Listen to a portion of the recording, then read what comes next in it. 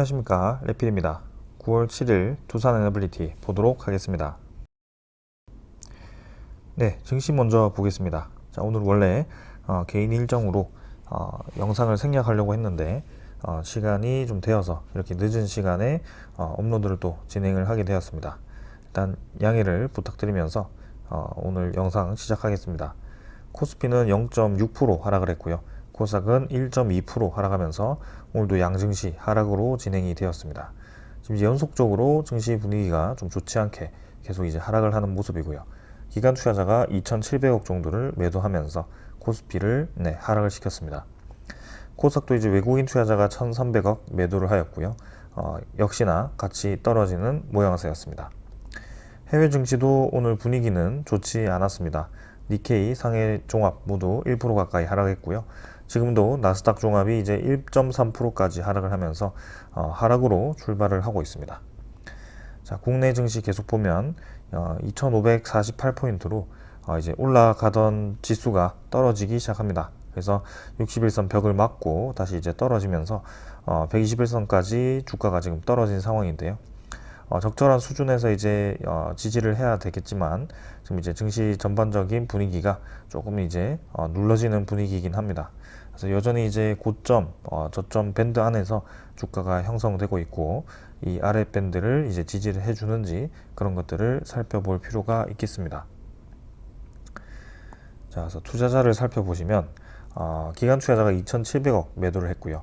외국인 투자자가 58억 정도 매도를 하면서 계속해서 이제 기관 투자자에 대한 매도 물량이 쏟아지고 있는 상황입니다. 그래서 외국인 투자자도 매수를 끝내고 지금 이제 매도를 시작을 했고요. 많은 물량은 아니지만 지속적으로 지금 매도 포지션을 이어가고 있는 상황입니다. 그래서 이 8월 31일자로 MSCI 리밸런싱 끝나고 지금 이제 포지션이 좀 바뀌었는데요. 특히 기관 투자자가 계속해서 매도를 하고 있다는 점은 추가적으로 매도가 나올 수 있는지 그런 것들을 한번 살펴볼 필요가 있겠습니다. 자, 그래서 일봉 내일도 이제 하락을 할지 한번 지켜보도록 하고요. 전반적인 분위기가 지금은 좋지는 않다라고 말씀을 드리겠습니다. 그다음 코스닥도 마찬가지고요. 지금 이제 오늘 음봉을 좀 길게 빼면서 하락을 했습니다. 그래서 21선까지 주가가 눌러졌고요. 여전히 지금 하락세를 이어가고 있습니다. 그래서 고점 자체가 지금 낮아지는 분위기가 계속 이어지고 있기 때문에 아직까지 섣불리 주가가 더 올라갈 수 있다라고 보기에는 힘든 것 같습니다. 그래서 이렇게 이평선들이 모인 지점에서 이 수렴 구간에 도달했을 때 음봉이 좀 길게 나올 수도 있기 때문에 그런 부분들 조금 주의를 하면서 지켜볼 필요가 있겠고요. 투자자 수급을 보시면은 외국인 투자자가 또 이탈을 하면서 진행이 되었습니다. 그래서 계속해서 이제 마찬가지로 9월 1일자부터 양 수급이 모두 좋지 않은 상황이고요. 기관 투자자, 외국인 투자자 모두 코스닥에서 이탈을 하면서 좀 이제 시가총액 상위 종목 위주로 하락을 시키고 있는 그런 상황입니다. 자, 이렇게 이제 주가가 하락을 하다 보니까 환율도 올라가기 시작했고요. 1337원까지 올라가면서 고점 부근으로 환율이 다시 N자로 올라가고 있습니다. 그래서 21선을 뚫고 추가적으로 이제 올라가면서 이 고점까지 또 올라갈 가능성이 있어 보이고요. 여기서 이제 적절하게 증시가 반등을 성공하고 환율이 이제 눌러질 가능성이 충분히 있어 보이지만 일단은 조금 더 경계를 하고 지켜보겠습니다. 그래서 오랫동안 이제 갇혀져 있던 그런 환율 밴드가 좀 이제 위로 상단으로 뚫리게 되면은 그 여파로 조금 더 올라갈 수 있기 때문에 시장에는 좀 좋지 않은 신호가 될 수도 있습니다. 그렇기 때문에 천천히 한번 지켜볼 거고요. FOMC에 대한 추가 금리 인상이 나올 수 있을지 혹은 우리나라가 이제 금리 인상을 할지 그런 것들을 좀 이제 주목을 하면서 보겠습니다. 지수 선물 같은 경우는 아까 지금 이제 장이 열렸기 때문에 미국 증시는 지금 이제 하락을 하고 있고요. 그 다음에 유럽 증시도 일단 전반적으로는 0.38% 정도 하락을 하고 있습니다. 그러나 장 초반보다는 지금 이제 반등을 좀 하면서 진행되고 있기 때문에 일단은 끝까지 한번 봐야 할 것 같고요. 내일 이제 마지막까지 반등을 하면서 진행이 될지 혹은 좀 이제 이 글로벌 증시가 조정을 좀 받으면서 지속적으로 이제 눌러질지 그런 것들 한번 보겠습니다. 원자재 가격은 WTI 국제유가가 $87를 넘어서면서 이제 사우디가 연말까지 그 국제유가를 그죠?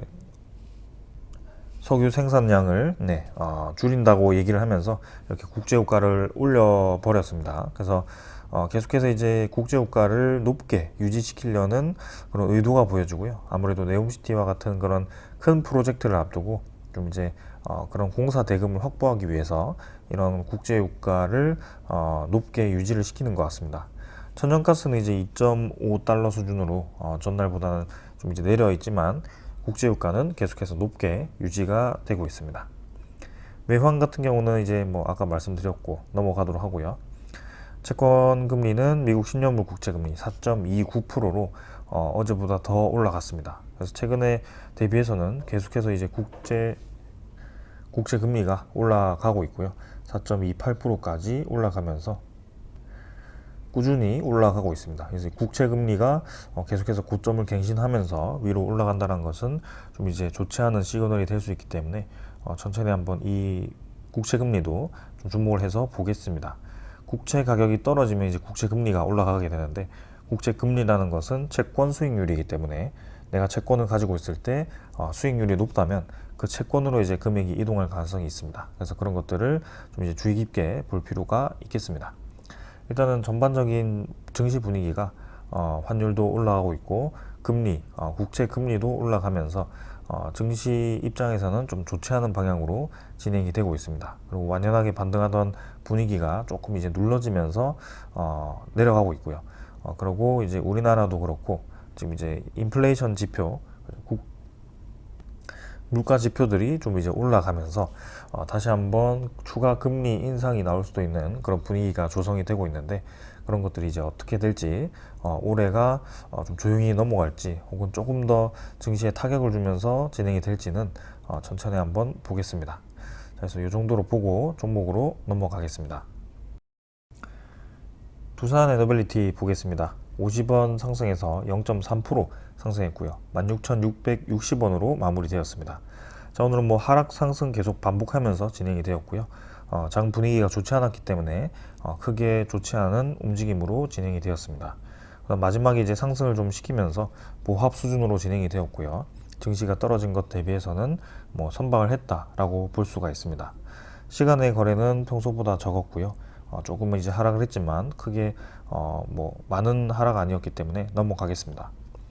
그러나 오늘 부합 마무리 되었지만 사실 4일 정도 해서 또 이제 우리가 올라왔던 주가를 끌어내리면서 진행이 되었기 때문에 뭐 크게 기분이 좋은 상황은 아닙니다. 그래서 지금 기점으로 해서 다시 한번 주가가 반등할 수 있을지를 봐야 되겠지만 일단은 특정한 날짜 기점으로 해서 계속해서 수급이 변화한다라는 것을 보았을 때는 다음 주 옵션 만기 전후로 해서 그런 변화가 있을 수 있다라고 말씀을 드렸고요. 그게 이제 이번 주 말이 될지 뭐 다음 주 초가 될지는 모르겠지만 분명히 이제 수급 변화가 있어야 한다라고 말씀을 드렸습니다.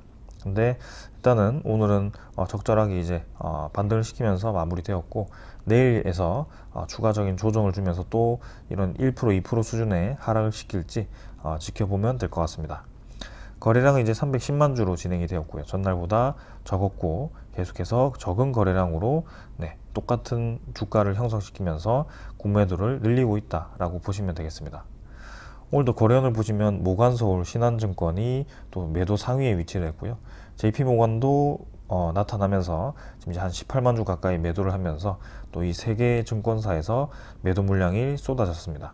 그래서 그 물량이 또 주가를 누르는 움직임을 만들어냈는데요. 마지막에는 또 이제 다른 수급에 의해서 반등이 되었는지 모르겠지만 조금 이제 받쳐주면서 진행이 되었습니다. 그래서 장 초반에 지속적으로 이제 신한증권, 모간서울, JP모간이 나타나서 주가를 누르는 역할을 하고 있는데 이번 주 내일도 아마 그런 수급이 나타날 가능성이 높아 보입니다. 그래서 이것도 이제 특정한 이벤트까지 이렇게 나타날 가능성이 크고요.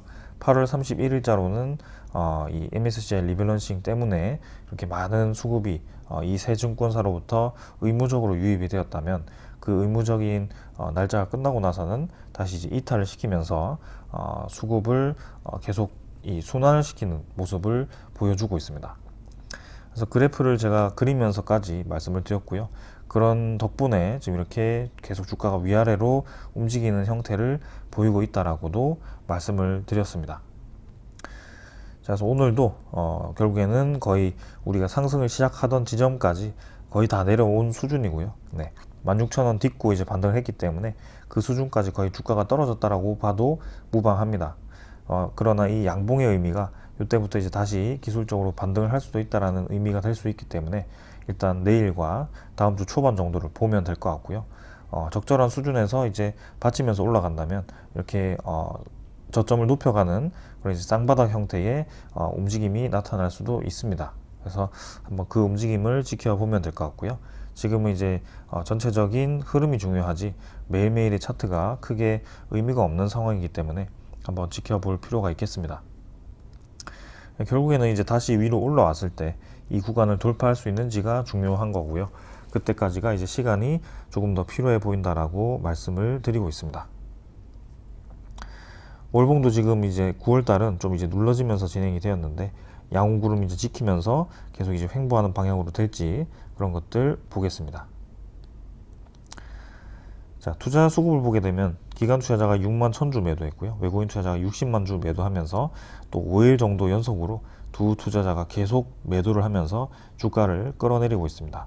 그래서 9월 1일부터 해서 이 귀신같이 수급이 매도로 전환되는 모습이었고요. MSCI 리밸런싱 관련해서 수급이 집중되었다가 이렇게 빠져나가는 모습이 나오고 있습니다. 그런 과정에서 빠져나간 과정에서 외국인 투자자가 주로 이탈을 하고 있고 그 이탈하는 물량이 대부분 국매도를 통해서 이탈을 하고 있다라고 보시면 되겠습니다. 금융투자가 6만 5천 주 매도했고요. 보험투지는 오늘 뭐 거의 매도 없었습니다. 연기금 투자자도 크게 매수 없었고요. 그래도 매도를 연속적으로 진행하지 않고 끊으면서 매수를 이렇게 진행이 되었습니다. 자, 그래서 오늘은 외국인 투자자 위주로 매도가 나왔고 이 물량이 지속적으로 쏟아지는지 그런 것들을 한번 살펴보겠습니다. 이미 이제 9월 1일자부터 해서 상당 부분 많은 물량이 나왔기 때문에 뭐 적절한 수준에서 또 이제 반등을 할 수 있을 거라고 보고 있고요. 또 이때처럼 한번 수급이 매수로 전환되었을 때는 또 지속적으로 매수가 붙어주면서 계속 수급이 들어오면서 또 올라갈 가능성이 있기 때문에 한번 지켜보겠습니다. 자, 그래서 오늘은 뭐 특별하게 뭐 기술적으로 분석할 게 없기 때문에 넘어가도록 하겠습니다. 자, 그 다음에 이제 공매도 잔고도 살펴보겠습니다. 공매도 잔고는 지금 이제 480만 주로 전날보다 20만 주 정도 증가를 했고요. 역시나 이제 9월 1일자부터 해서 다시 공매도 잔고를 늘리기 시작합니다. 그래서 어제도 1거래가 42만 주, 오늘은 54만 주로 진행이 되면서 전체 300만 주 거래에 대비해서는 이 공매도 비중이 상당히 높은 수준이었고요. 한 17% 정도까지 공매도 비율을 늘리면서 공매도를 집중시키는 모습을 보였습니다. 자, 그래서 아마 이 이틀도 공매도 잔고가 늘어날 가능성이 높아 보이는데요. 이 잔고를 또 어디까지 늘리는지, 그리고 적절한 수준에서 다시 상환을 시키는지 그런 것들을 볼 필요가 있겠습니다. 그 다음에 이제 대차 잔고도 한번 같이 보겠습니다.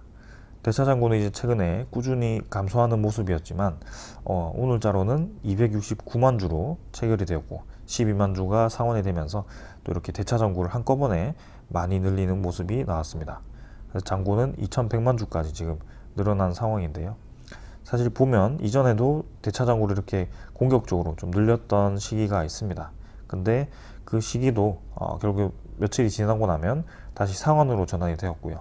공매도 상황과 그 다음에 공매도가 늘어나는 타이밍과 유사하게 지금 대차 잔고도 계속 늘어났다 줄었다가를 반복을 하고 있다라는 것입니다. 그래서 이번에도 이렇게 대차 잔고가 한꺼번에 늘긴 했지만 최근에 이제 공매도가 늘어나는 분위기와 거의 동일하다라고 보시면 될 것 같고요. 이 분위기가 며칠 동안 이어질 수도 있겠지만 결국에는 다시 상환하는 방향으로 진행될 가능성이 높다라고 생각을 합니다. 그리고 지금 보시면 외국인 추적 물량이 60만 주 매도해서 오늘 마지막에 갑자기 이제 69만 주 플러스로 전환이 되었습니다. 그래서 120만 주 가까이가, 130만 주 가까이가 한꺼번에 이제 이렇게 뒤집히는 현상이 나왔는데요. 내일도 이제 매수세가 유지가 되는지 볼 필요가 있을 것 같고, 외국인 보유율이 어제 13.4%에서 13.5% 수준까지 다시 올라왔습니다.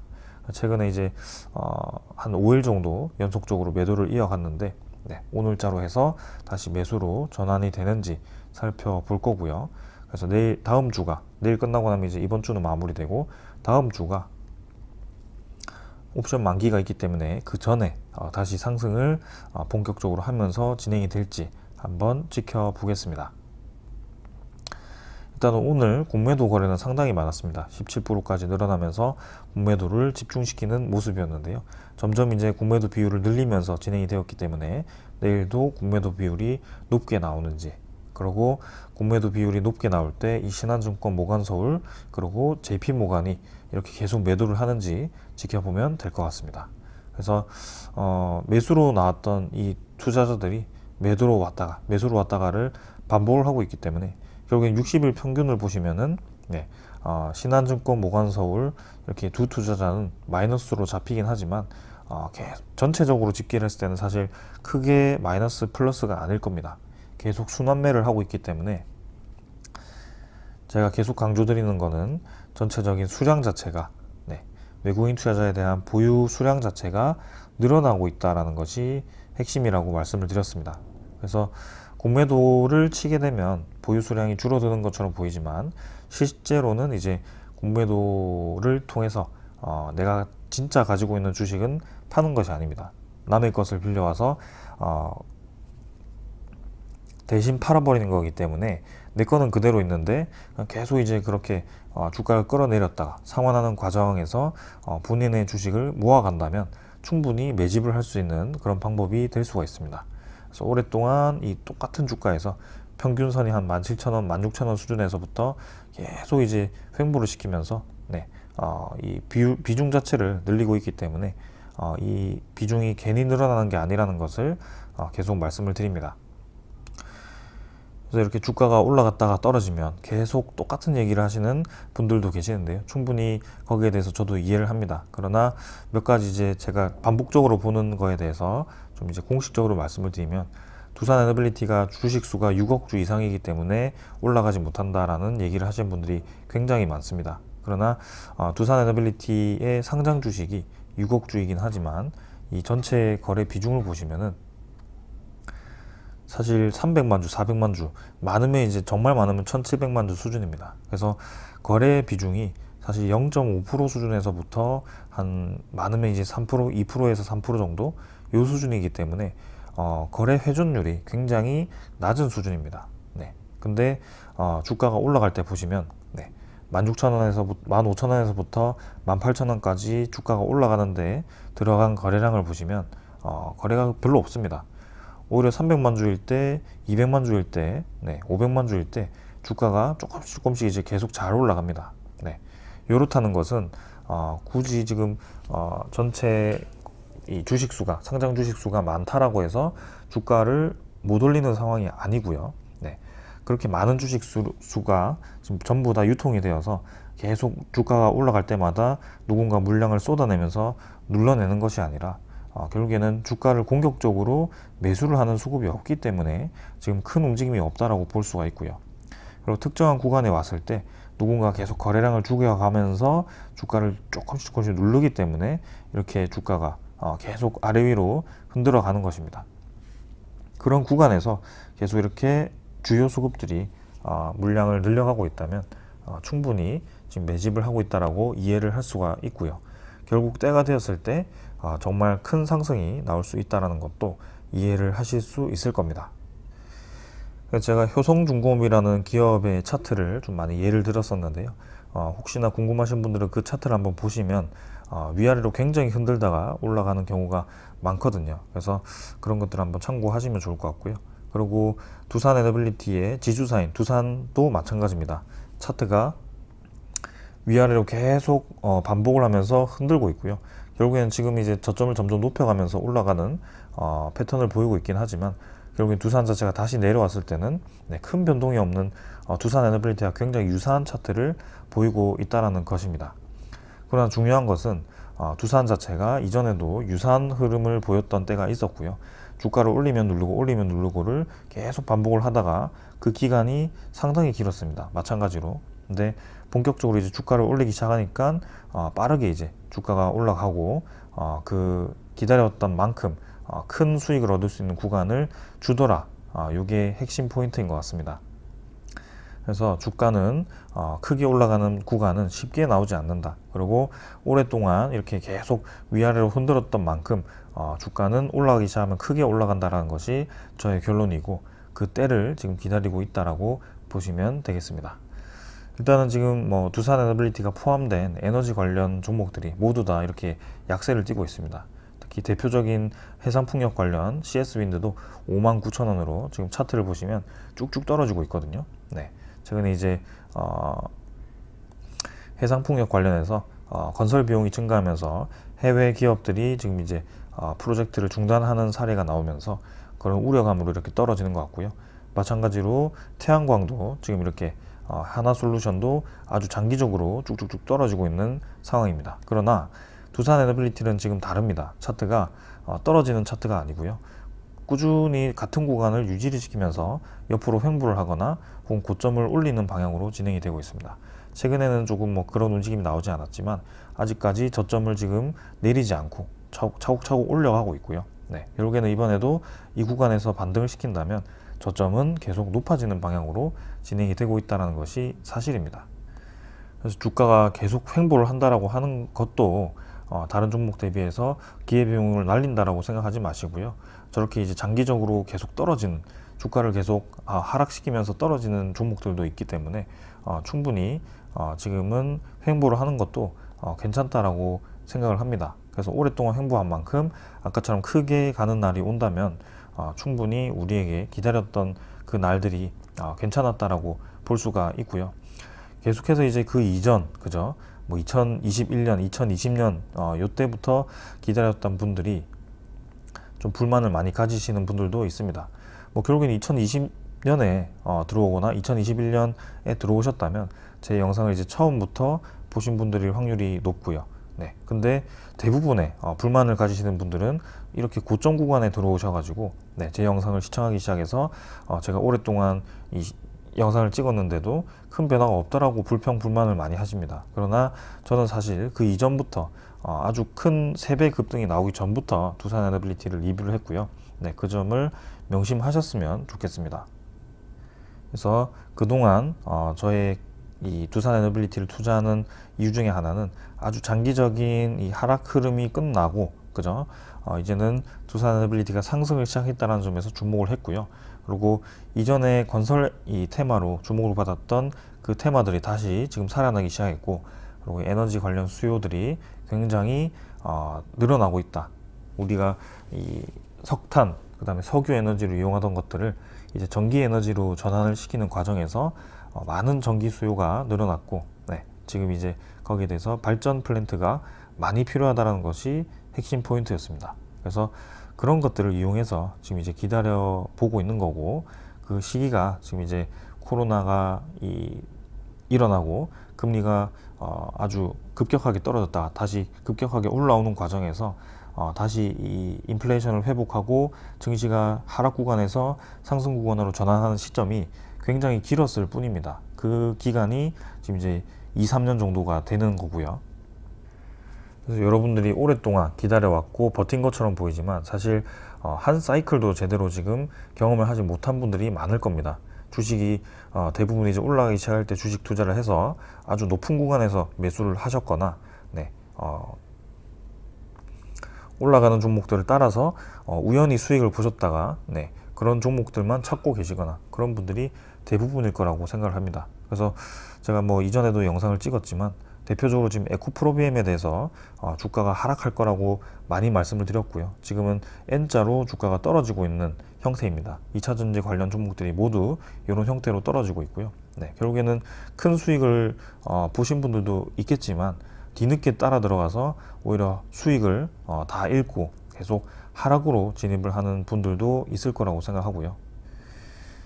결론적으로 보았을 때 에코프로비엠과 같은 이런 2차 전지가 올라갈 때만 보면 굉장히 좋아 보이지만 사실 올라가기 이전의 구간을 보게 되면 아주 장기적으로 저점을 낮춰가면서 떨어지고 있던 모양새였습니다.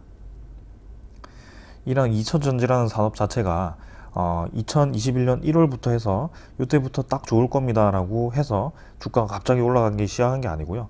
이미 2019년부터 2018년부터 이 2차 전지에 관련 이 산업 자체가 좋아질 거다, 성장할 수 있다, 그런 가능성이 있다라는 얘기가 많았을 겁니다. 그렇기 때문에 준비된 기업들이 그런 이제 수급이 몰렸을 때 스포트라이트를 받은 것이고, 그렇기 때문에 이런 큰 상승이 나올 수 있었던 겁니다. 네, 그래서 계속 상승하는 것만 따라가지 마시고요. 이렇게 준비된 종목들을 미리미리 찾아서 들어가는 것이 저는 중요하다고 생각하고, 지금은 그런 과정이다라고 좀 이해를 해주셨으면 좋겠습니다. 자, 그래서 이 정도로 좀 말씀을 드리고, 네, 오늘 소식들 전해드리겠습니다. 자, 오늘 소식은요, 인도네시아와 이제 우리나라가 SMR 관련해서 그리고 대형 원전 관련해서 아주 큰 틀의 그런 이 MOU 체결을 한 것 같습니다. 그래서 이번에 이제 원전 부분에서는 한국의 원전 수출 산업 협회와 인도네시아 원자력 협회가 이제 미래형 원전, 소형 모듈 원자로를 비롯한 원전 산업 기반 조성 협력을 위한 MOU 체결을 했다라고 하고요. 뭐 사실 이제 직접적인 뭐 수출에 대한 이 MOU 체결이라 보다는 이제는 인도네시아와 그런 미래 에너지를 위해서 원전도 같이 협력을 해보자라는 뜻에서 이렇게 진행을 한 것 같습니다. 그러나 이제 점점 이런 이제 원자력 에너지에 대해서 검토를 하는 국가들이 많아지고 있다는 것이 핵심 포인트인 것 같고요. 오늘도 보시면은 제가 가져온 소식을 보면 호주도 이제 이 유력 기업들이 원자력 발전이 필요하다라고 계속 목소리를 내고 있다라고 합니다. 그래서 CEO들 자체가 원자력 발전의 소극적인 정부 정책으로 인해서 미래 에너지 위기 해결을 위한 국제사회의 노력에 뒤처지고 있다라고 얘기를 하였고요. 이렇게 원자력 탄소화를 위한 해법 중 하나로 원자력을 포함해야 된다. 원자력 확대를 의도적으로 막지 말아야 된다라는 얘기를 하고 있습니다. 최근 해상풍력 발전에 대해서 계속 가격이 높아지면서 이런 대체 에너지로 SMR과 대형 원전이 계속 주목을 받고 있는 상황이고요. 네, 세계 각국이 해상풍력, 뭐 태양광을 올인하는 RE100보다도 이렇게 원자력 에너지를 섞어서 다시 같이 확대시키는 방향을 선택하고 있다는 점을 여러분들은 충분히 아셔야 됩니다.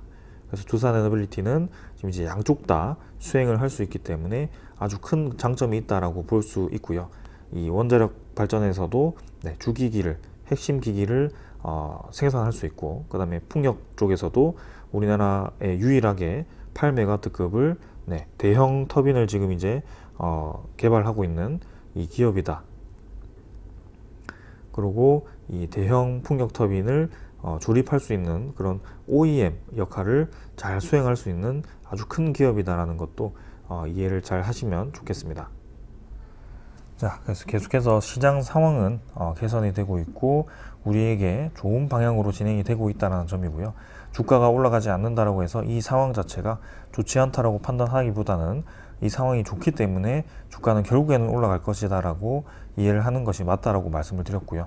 아까도 말씀드렸듯이 2차 전지 관련 테마들도 그때부터 해서 좋기 때문에 주가가 올랐다기보다는 이전부터 주가가 좋았지만 그때부터 수급이 들어왔다라고 이해를 하는 것이 맞다라고 생각을 합니다. 네. 지금도 2차 전지 테마는 좋고 2차 전지는 계속 산업이 성장하고 있지만 주가가 과도하게 올랐기 때문에 내려가는 것은 당연하고요. 네. 그 과정을 오랫동안 겪고 나서 다시 저가 평가가 되었을 때 올라가는 것이 주식입니다. 그렇게 이해를 하시면 되겠습니다. 자, 그 다음 이제 이 두산 쪽에서 풍력 뚝심을 가지고 이제 터빈 공장을 넓힌다라고 하고요. 계속해서 이제 수출기를 열기 위해서 노력 중이다라는 기사가 나왔습니다. 그래서 내용을 보시면 두산 에너빌리티가 풍력 공장 생산 시설 확장을 위해서 지금 이제 기존 1, 2 공장으로 나뉘었던 풍력 공장을 합쳐서 총 4배 규모인 부지의 통합 공장을 이렇게 짓는다라고 합니다. 그래서 1공장 1,700여 평에 4배라고 한다면 한 6,800평 정도가 되고요. 이제 풍력에 대한 이 수요가 높아지니까 두산 에너빌리티도 거기에 대해서 준비를 하고 있는 것 같습니다. 그래서 이런 풍력 발전에 투자를 하기 위해서 이전에 그린본드도 발행을 하면서 현금을 많이 확보해 둔 상황이고요.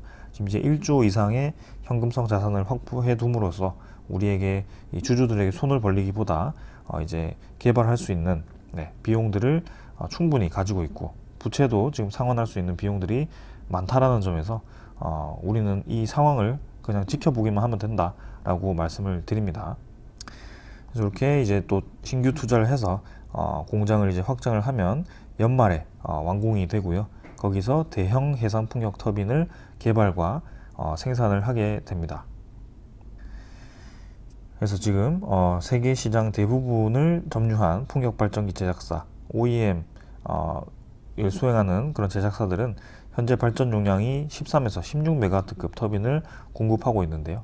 두산 에너빌리티도 대형화되는 세계 해상 풍력 터빈 시장에 발맞춰서 이렇게 설비를 확충하고 기술 개발을 늘리기 위한 투자를 하고 있다. 그래서 기술 개발은 지금 이제 20메가와트급까지 그 이상의 개발을 하기 위해서 노력하고 있고요.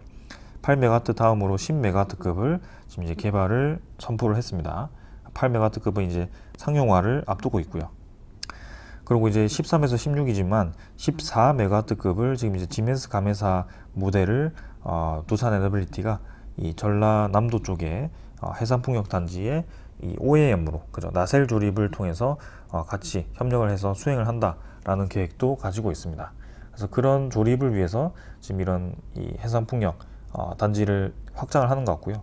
지금 여기 앞에 보시는 요게 해상풍력 나셀입니다. 여기에 이제 블레이드가 이렇게 꼽히면서 돌아가게 되고요. 아무래도 이 해상풍력 용량이 커질수록 블레이드 길이도 커지고 이런 무게도 잘 견뎌야 되고 이 몸집도 커야 되기 때문에 조립하는데 기술도 많이 필요할 거고요. 두산 에너빌리티와 같이 이렇게 큰 공장이 있어야지, 그죠? 이런 크레인들이 있어야지 이런 큰 물건들을 취급할 수가 있습니다.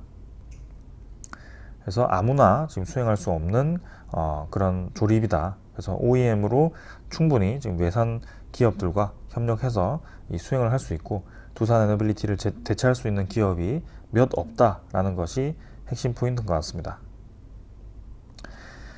자, 그래서 지금 이제 두산 에너빌리티가 2022년에 8메가와트급 해상풍력 발전기를 개발했고 2023년에는 지금 이제 국산화율을 70%까지 달성을 했고 협력사도 많이 갖추고 있기 때문에 앞으로 우리나라 내에서 지금 이제 해상풍력 단지를 계속 늘려갈 거거든요. 특히 내년부터 본격적인 그런 이 수요가 예상이 되는데 거기에 두산 에너빌리티가 많은 수주를 할 수 있을 거라고 생각을 합니다. 그리고 단순히 해상풍력을 돌려서 그 전력을 생산하는 것에서 끝나는 것이 아니라 남는 전력을 통해서 물을 분해해서 수소를 생산하는 그린 수소를 생산하는 기술도 지금 두산 에너빌리티가 확보를 해 두었습니다. 그래서 그런 기술들과 이 해상풍력 이 제작 그다음에 조립 이 기술과 그다음에 해상풍력을 모니터링 할 수 있고 어떤 문제가 생겼는지 그런 관리할 수 있는 시스템까지 모두 다 수행을 할 수 있기 때문에 이 두산 에너빌리티가 앞으로 이 시장에서 점유율을 계속 높여갈 수 있다라고 확신할 수 있는 그런 이 상황입니다. 그래서 원자력도 중요하지만 해상풍력도 저렇게 많은 기술력을 보유를 하고 있고 대체할 수 있는 기업이 몇 없다라는 점에서 주목할 만하다라는 것이고요. 그리고 가스터빈 시장도 마찬가지입니다. 두산 에너빌리티를 대체할 수 없는 상황이고 세계 시장에서도 지금 이미 한 5번째로 최초로 국내 가스터빈을 국산화시킨 기업이기 때문에 계속 주목을 받을 겁니다. 주가가 이상하리만큼 주목을 받지 못하고 있는 상황인데요. 시가총액 10조로 이 모든 두산 에너빌리티의 기술력을 설명하기에는 여전히 저는 저렴하다라고 생각을 합니다. 자, 그래서 장기적인 이평선이 이제는 하락하기보다는 옆으로 횡보하기 시작했기 때문에 장기적인 상승을 이제 시작할 수 있을지 한번 지켜보도록 하고요. 그 시점을 저는 올 하반기 내년 상반기 정도로 보고 있기 때문에 조금 더 버텨봤으면 좋겠다라고 말씀을 드리겠습니다. 그래서 오늘 이 정도로 하고 마무리하고요. 옵션 만기 기점으로 해서 상승을 할 수도 있고 혹은 뭐 계속 횡보를 할 수도 있겠지만 결국에는 지금 구간은 횡보하는 구간이다.